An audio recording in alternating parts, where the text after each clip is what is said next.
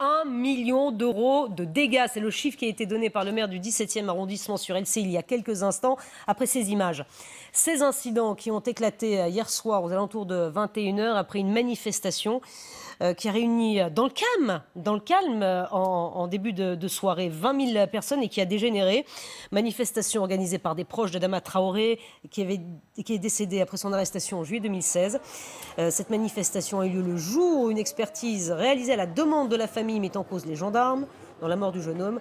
La dernière expertise ordonnée par les magistrats écartait leur responsabilité. Yves Lefebvre, secrétaire général du syndicat Unité SGP Police FO, est avec nous ce matin. Bonjour. Et Dominique Sopo, président de SOS Racisme. D'abord, je vais me tourner vers vous, Yves Lefebvre. On a eu un maire du 17e très remonté qui va demander des comptes au préfet de police de Paris. Est-ce que vous savez pourquoi ça a dégénéré ?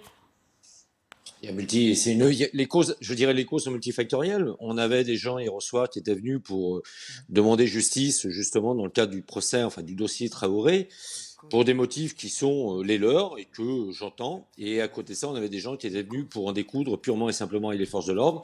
Et un troisième segment qui était là pour piller, tel qu'on a pu le constater, à travers au moins des tentatives de pillage dans certains magasins.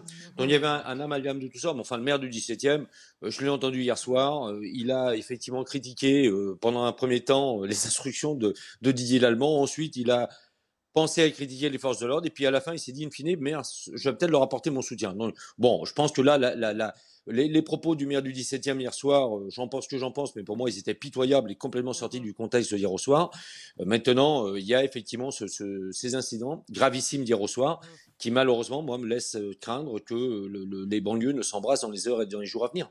Vous avez des mots durs, effectivement, Yves Lefebvre. Donc, ce que vous nous dites, en somme, c'est que c'était des casseurs, effectivement, qui se sont joints à cette manifestation. Je dis juste une chose. Le maire du 17e, qui était avec nous il y a quelques minutes, Yves Lefebvre, dit que le préfet de police a une gestion catastrophique, que des comptes doivent être rendus. Ça n'avait pas été préparé, anticipé. Est-ce que ça va dans ce sens-là? Qu'en pensez-vous, vous? La manifestation était interdite. On est dans un état d'urgence sanitaire. Qui plus est, à côté de ça, il y avait des menaces avérées, selon les renseignements portés à la connaissance et de Beauvau et de la préfecture de police de Paris, en l'occurrence de Didier Lallement.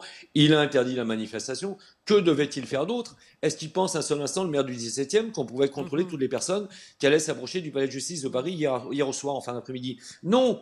Non, pourquoi? Parce qu'on l'a vu, notamment lorsqu'on a eu des événements très graves sur la loi anti-casseurs, nous n'avons jamais eu la possibilité de mettre réellement en application la loi anti-casseurs qui permettait de contrôler, neutraliser en amont ceux qui avaient des velléités à venir en découdre ou à casser. Donc on n'a pas d'outils juridiques aujourd'hui pour le faire, donc on est vraiment dans de la sémantique purement politique à l'approche du deuxième tour des élections municipales à Paris. Bon, Dominique Sopo, président de SOS Racisme, j'aimerais aussi vous entendre effectivement sur cette manifestation qui a dégénéré hier soir. C'est dommage.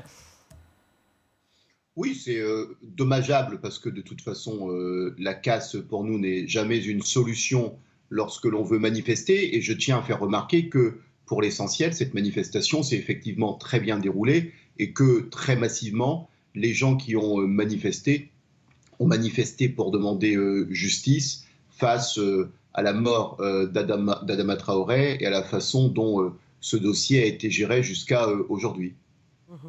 Effectivement, et je voudrais que vous réagissiez aux mots de Christophe Castaner qui a défendu la police hier. Il a été aussi interrogé à l'Assemblée. Il dit que la police protège les femmes et les hommes de tout, y compris du racisme. C'est un signal fort envoyé par le ministère de l'Intérieur, le ministre de l'Intérieur. C'est à moi que vous parlez? Oui, à Dominique Sopo. Bon, écoutez, ça fait plusieurs semaines que nous demandons au pouvoir public d'ouvrir le chantier de la lutte contre le racisme au sein des forces de l'ordre. Cette interpellation n'est manifestement pas entendue puisque nous sommes en France face à des pouvoirs publics qui sont dans une forme de négation de la problématique. Je le regrette profondément.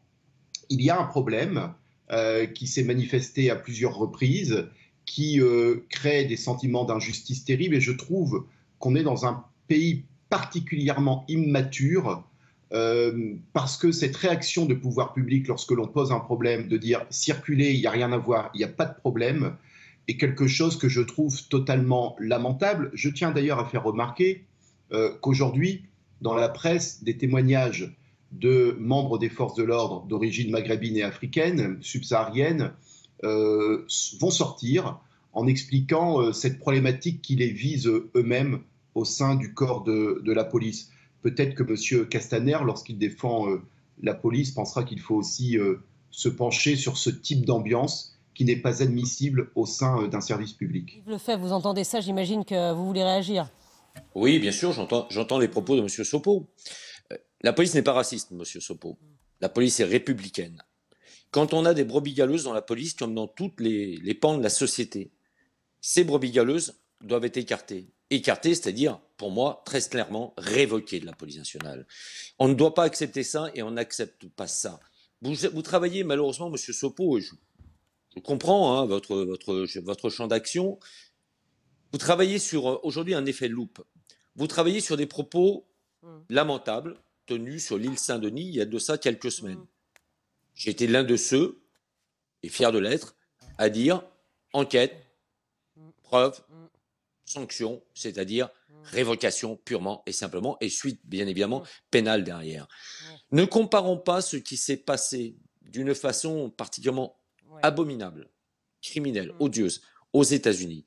Aujourd'hui, vous êtes de trop nombreux à travailler aujourd'hui, à faire un parallèle avec ce qui s'est passé, l'assassinat de George Floyd. Vous voyez, mes mots sont très clairs, vous avez déjà dû les entendre. L'assassinat de George Floyd par un individu qui n'avait jamais rien eu à faire dans la police, qu'elle soit américaine ou française, bien évidemment. On a compris qu'il ne fallait pas tout mélanger, vous avez mais bien sûr, bien évidemment. Et c'est ça, il y avait des ça le pancartes danger aujourd'hui. Hier, c'est le message que vous faites passer, il y avait des pancartes effectivement hier dans cette manifestation qui faisait référence à cette affaire dont vous nous parlez aux États-Unis. Merci à vous deux d'avoir échangé ce matin sur cette manifestation. Retrouvez toute notre actualité sur videopolice.com, la chaîne YouTube d'Unité SGP Police.